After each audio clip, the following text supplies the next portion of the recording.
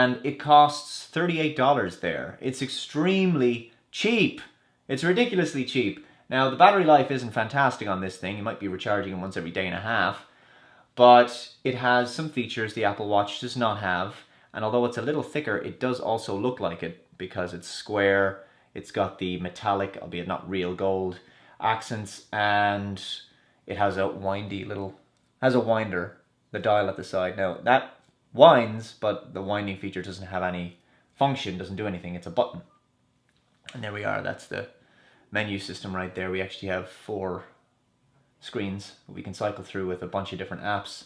And of course, it is a watch, first and foremost. We have a couple of different clock faces there that we can go through.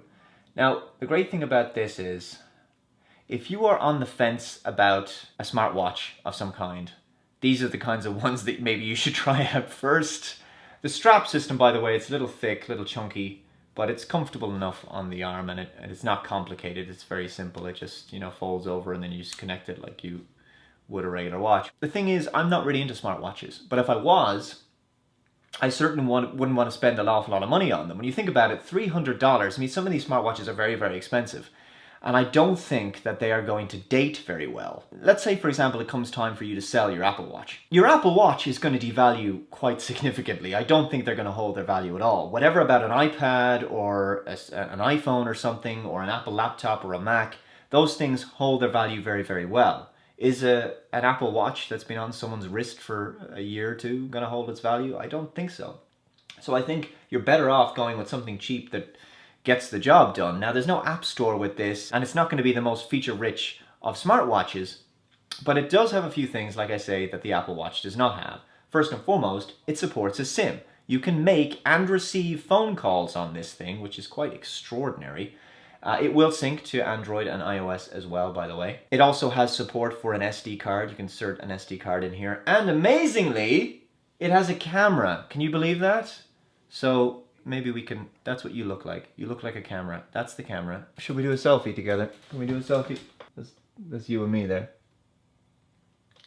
We've got a variety of different apps here. Of course, we have a phone app. We can also send text messages, and we have a voice recorder, a music player app. We have a web browser in here. Yes, you could theoretically surf the web even on this tiny little screen. We have access to Facebook. We have an imaging app. Like I say, we've got a camera app, settings. We have Bluetooth. We have an app for tracking your steps. We have an alarm clock app. We have an app for tracking your sleep. I'm dubious about that one though. We also have a reminder app. So you have all of the regular stuff that you fully expect to see from a smartwatch, but at a fraction of the price. The display isn't great, the viewing angles are terrible, but the operating system is nice and simple, and I haven't had any crashes so far. I mean, usually you buy one of these cheap Chinese knockoffs and it just does not hold up very well. This actually does. So in that respect, for the price and for what you're getting, it's pretty decent. Like, it's a good bargain. I mean, you could buy this, and even if you don't like it, you don't feel too much regret afterwards. So you read all these reports about how people are abandoning their Apple Watch after only a few weeks because they're not getting enough value out of it. They don't feel that it's worth the money they spent. And that's my problem. We don't know where the smartwatch product category, where the market's going to go in terms of wearables. And, it just seems to be something that could potentially be a bit of a flash in the frying pan.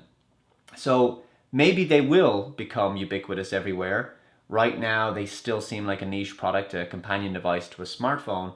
But I think if you're going to try it out first, it's best to start with something small and cheap like this, really. And I think something like this would be a great starter smartwatch for a lot of people.